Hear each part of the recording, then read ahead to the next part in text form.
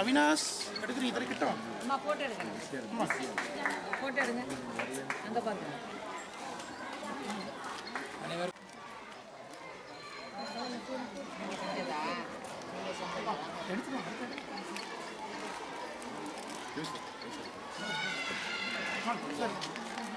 முனிசிபாலிட்டிலாம் முதல் ரவிச்சந்திரன் சார் போடுங்க, இவர் போடுங்க.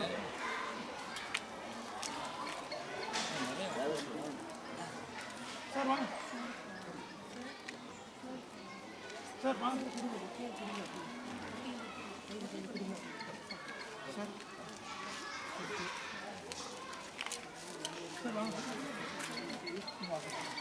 திருவள்ளுவர் நமக்கு என்ன சொல்லியிருக்கிறார் அம்மா? மிக அருமையாக ஒரு சொற்பொழிவை நிகழ்த்தினாங்க. ஒரு மாணவி மிக அருமையாக சொன்னார்கள். அதாவது திருவள்ளுவர் இன்றைக்கு உலக மக்களுக்கு ஒரு நெறியாளராக வழிகாட்டியாக விளங்குகின்றார்.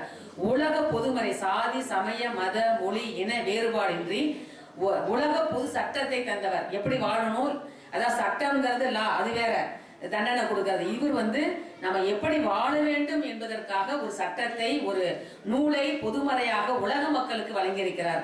நம்ம அது தமிழில் அவர், அதாவது வள்ளுவன் தன்னை உலகிற்கே தந்து வான்புகழ் கொண்ட தமிழ்நாடு என்று பாரதியார் பாடுகிறார்.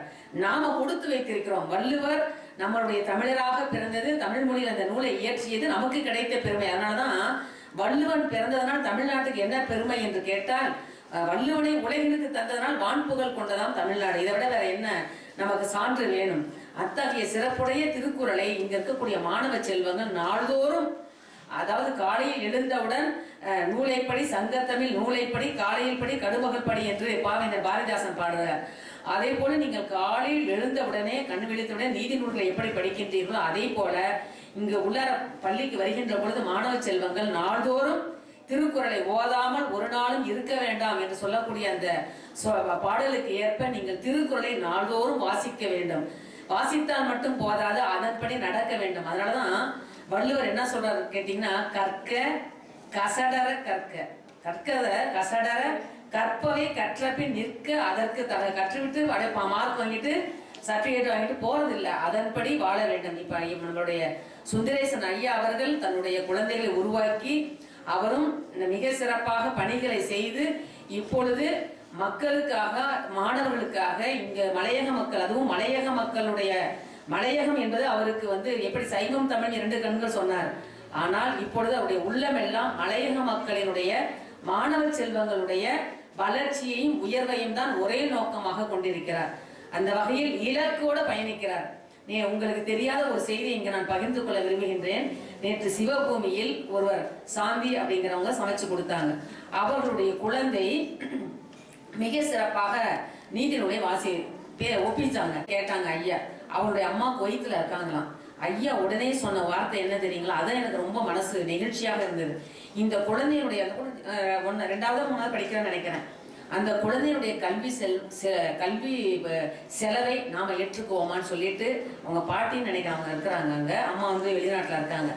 அந்த செலவை நம்ம ஏற்றுக்கொண்டு நாம் படிக்க வைப்போம் சொல்லிவிட்டு சொன்ன செய்தியை நான் இங்கு பகிர்கின்றேன். 2 லட்சத்தை நான் வங்கியில் போட்டுறேம்மா, நான் இருந்தால் இல்லாவிட்டாலும் நீங்கள் அதை பார்த்துக் கொள்ள வேண்டும் என்று சொன்னார்கள். நான் அப்படியே உள்ள நெகிழ்ந்து விட்டேன். நினைச்சு பாருங்க, அதாவது வந்த இடத்தில் கூட அந்த குழந்தையினுடைய கல்விக்காக ஐயா செய்த அந்த செயல் எங்கள் உள்ளத்தை நேரு செய்தது. அதே போல புத்தராம்பட்டி நேரு நினைவு கல்லூரி, அவங்க திண்ணனூர்ல பிறந்தவங்க. அந்த கல்லூரியில ஒரு நிகழ்ச்சி, தொல்காப்பியர் கருத்தரங்கம், திருக்குறளையும் தொல்காப்பியத்தையும் இணைத்து நடத்தினார்கள். அங்க வந்திருந்தப்ப நான் என்னுடைய மகன் திருமணம், அவ்வளவு நெருக்கடிக்கு இடையிலும் நீங்கள் வந்தே ஆக வேண்டும் அப்படின்னு சொன்னாங்க. சரிங்க, நான் என்னுடைய நேரத்துக்கு தகுந்த மாதிரி நான் சொற்பொழிவை நிகழ்த்தி விட்டு வந்து விடுகிறேன் என்று சொன்னேன். அங்க 8 குழந்தைகளை நேரு நினைவு கல்லூரியில ஐயா அவர்கள் படிக்க வைக்கிறாங்க. அந்த குழந்தைகள்லாம் அம்மா ஐயா காலில் இப்படி இங்க குழந்தைகள் ஆசீர்வாதம் பெற்றார்கள். அங்க எல்லா குழந்தைகளும் கல்லூரியில படிக்கிறாங்க. ஏன் இதை நான் சொல்கிறேன் என்று சொன்னால், இங்க மலையக மக்கள்ல இருக்கக்கூடிய பெற்றோரை இழந்த குழந்தைகள், அல்லது ஒரு பெற்றோர் அம்மா மட்டும் இருக்கிறவங்க, அப்பா மட்டும் இருக்கிறவங்க, கஷ்டப்படக்கூடியவர்கள், நீங்கள் முதல்வர் அதிபர் ஐயாவிடம், இங்க இருக்கக்கூடிய பெற்றோர்களிடம் நான் சொல்லுகிறேன், உங்களுடைய குழந்தைகள் மட்டும் இல்ல, உங்களுக்கு தெரிந்த இடத்தில் இருக்கக்கூடிய குழந்தைகள் துன்பப்பட்டாலும் அவர்களை நீங்கள் அழைத்து அதிபர் ஐயாட்ட சொல்லி இவர்களுக்கு கல்வி உதவி செய்யுங்கள், இவர்களை ஏன்னா கல்விதான் ஒரு வாழ்க்கையை நம்ம உலகம் முழுவதும் பயணிக்க வேண்டும் என்று சொன்னால் அதற்கு பெருந்துணையாக வருவது நமக்கு கல்விதான். இங்க இருக்கக்கூடிய மாணவ செல்வங்கள், பெண் குழந்தைகளுக்கு குறிப்பாக நான் சொல்ல விரும்புவது என்னவென்றால், பெற்றோர்களுக்கும் உங்களுடைய பெண் 2 பேரும் தான் படிக்க வைக்கணும். ஆனால் இன்றைய கால சூழலில் பெண்கள் தன்னுடைய காலில் இருக்க வேண்டும். பெண் கல்வி என்பது மிக முக்கியம். தன்னுடைய பொருளாதாரத்தை தன்னுடைய காலில் நிற்பது மட்டுமல்ல, தன்னுடைய குடும்பத்தையும் அவள் தன்னுடைய குழந்தைகளையும் கணவனுக்கும் உறுதுணையாக இருக்கக்கூடியவள் பெண்.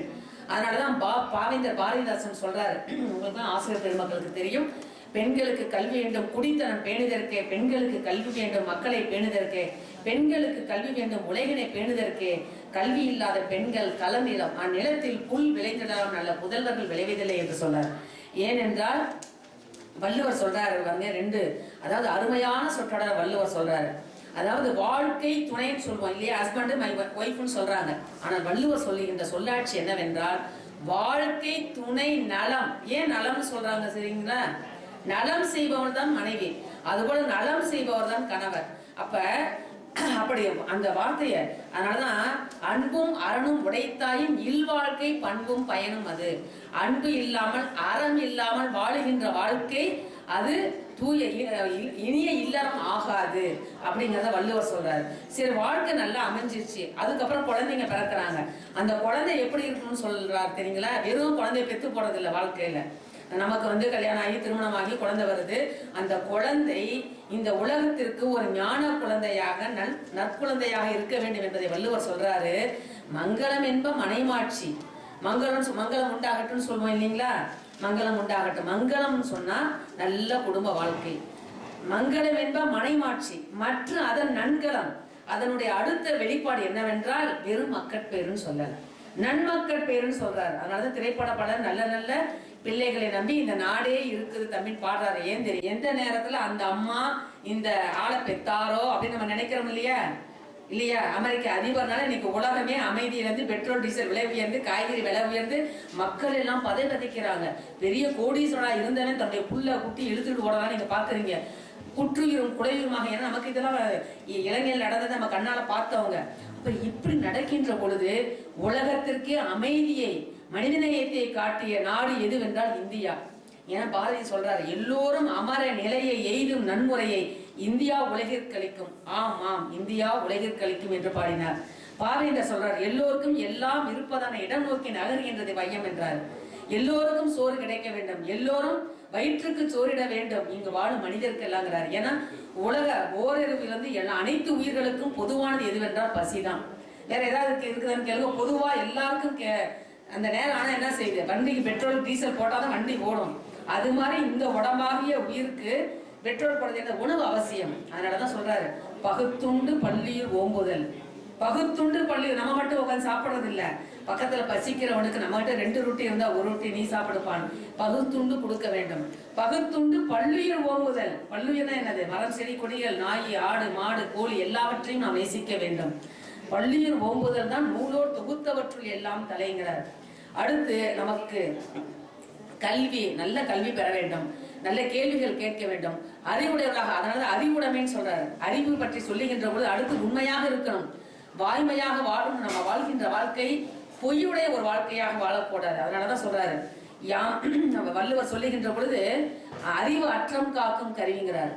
எப்பொருள் யார் வாய் காண்பினும் அப்பொருள் மெய்ப்பொருள் காண்பது அறிவுங்கிறாரு. எப்பொருள் எத்தன்மை தாயினும் அப்பொருள் மெய்ப்பொருள் காண்பது. நீங்க இந்த இடத்துல மெய்ப்பொருள் என்ன சொல்றாருன்றத நீங்க சிந்திக்க வேண்டும். மெய்ப்பொருள் என்று சொன்னால் உண்மை பொருள். மகாத்மா சொல்லியிருக்காரு இல்லையா, கண்ணால் காண்பதும் பொய், காதால் கேட்பதும் பொய்.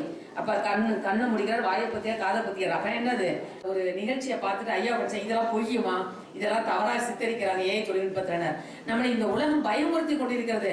தொலைக்காட்சிகளும் பத்திரிகை ஊடகங்களும் இன்றைக்கு அதாவது நடுநிலையோட இருக்கணும். அந்த நடுநிலைமை இல்லாமல் இன்றைக்கு ஊடகங்கள் நமக்கு தவறான செய்திகளை நம்ம யாரும் நம்புறதே தெரியல.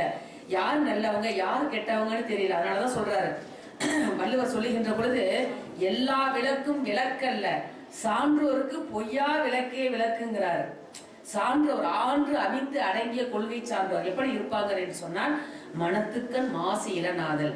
மனத்துல மாசு இல்லாமல் இருக்க வேண்டும். அதனாலதான் திருமூலர் சொல்றாரு, என்ன சொல்றாரு, மறைமொழிதானே மந்திரம் என்பை என்று திருவள்ளுவர் சொல்றாரு. இவர் என்ன சொல்றாருன்னா, அதாவது நம்ம வந்து மனம் தூயவராக இருந்தால் தக்கார் தகவலார் என்பது அவரவர் எச்சத்தால் காணப்படுங்கிறார். நாம் பெற்றோர்கள் நல்லவர்களாக இருந்தால் நமக்கு நல்ல குழந்தைகள் பிறப்பார்கள். தன்னுடைய தந்தைக்கு என்ன கடன் சொல்றார், தாய்க்கு என்ன கடன் சொல்றார், மகனுக்கு என்ன கடன் சொல்றார். ஐயா சொன்னாங்க பாத்தீங்களா, மகன் தந்தை காற்றும் உதவி இவன் தந்தை என்னோற்றான் கொல்லியன்னு சொல். இந்த குழந்தை எந்த நேரத்துல அந்த அம்மா மகராசி பெற்றெடுத்த குழந்தை, இந்த மேடையில பாடுனவங்க ஆடுனவங்க பேசினவங்க எல்லாம் மகராசிகள் பெற்றெடுத்த குழந்தைன்னு வாழ்த்துவோம் இல்லையா. அதே போல தந்தை மகர் காற்று நன்றி அவையத்து முந்தி இருப்ப செயல். இங்க இருக்கக்கூடிய பெற்றோர்கள் தன்னுடைய குழந்தைகளை மிக சிறப்பானவர்களாக கொண்டு வந்து அந்த அவையில நிற்க வைக்க வேண்டும் என்பது பெற்றோருடைய கடமை. அதே போல ஈன்ற பொழுதிலும் பெரிதுவக்கும் தன் மகனை சான்றோன் என கேட்ட தாய்கிறார். ஏன் சொல்றாரு தெரியுங்களா சான்றோன்னு? இப்ப என் பிள்ளை நல்லவன் என் பிள்ளை நல்லவன்னு சொல்றது அது எனக்கு பெருமை இல்லை. அந்த ஆசிரியர் வந்து உங்களுடைய மகன் இப்படி படிக்கிறான், இப்படி பணி செய்யறான் அப்படின்னு கேட்கிறாங்க பாருங்க. அதுதான் பெற்றதை விட ஏன்றாங்காண்டின்னு பெரிது வந்தலை போர்க்களத்துல புறநானூர்ல சொல்றாங்க. மிக அருமையான பாடல். ஒரே மகன் தான். அவர் சொல்றார், அந்த ஒரு மகனையும் போருக்கு அனுப்பி வைத்து எண்ணெயை தடவி வெள்ளையாடை உடுத்தி கையில வேலை கொடுத்து அனுப்பி வைக்கிறார். ஒரு மகனது எல்லோரும் செருமுகம் நோக்கி செல்கிற விடுமேன்னு அனுப்பி வைக்கிறார். அவன் போர்க்களத்தில் வீர மரணம் அடைந்தால் தான் அவளுக்கு மகிழ்ச்சி. அப்படி இல்லை என்றால் புறமுதுகிட்டான் என்று சொன்னால் அது தமிழருடைய வீரம் இல்லை என்பதை நம்முடைய புறநானூறு சொல்லுகின்றது. அதை சொல்லுகின்ற பொழுது அவர் சொல்றார், அந்த போர்க்களத்தில் கிடைக்கின்ற மகனை எடுத்து மடியில் வைத்து கொண்டு அப்படியே அழுகிறார். அழுகின்ற பொழுது அதாவது பெரிய பையனும் ஆயிட்டான், இறந்துட்டான். அப்போ கூட அவனை நினைத்து அவளுக்கு பால் கொடுத்த அந்த முறைகள் பாலூரி சுரந்தன என்று புறநானூற்ற சொல்றாங்க. அப்ப அந்த தாய்க்கும் அந்த குழந்தைக்குமான பிணைப்பு, நாம் வாழ்கின்ற ஆசிரியர் மாணவர் உறவு, பெற்றோர் மாணவர் உறவு, ஆசிரியர் மாணவர் உறவு, பெற்றோர் குழந்தைக்கான உறவு, அதே போல பணி செய்கின்ற இடத்தில் இருக்கக்கூடிய அந்த உறவு, இவையெல்லாம் மிக சிறப்பாக இந்த சமூகத்தோடு இருக்கக்கூடிய உறவும் மிக சிறப்பாக இருக்க வேண்டும். மேலதிக செய்திகளுக்காக எமது யூடியூப் தளத்தை சப்ஸ்கிரைப் செய்யுங்கள்.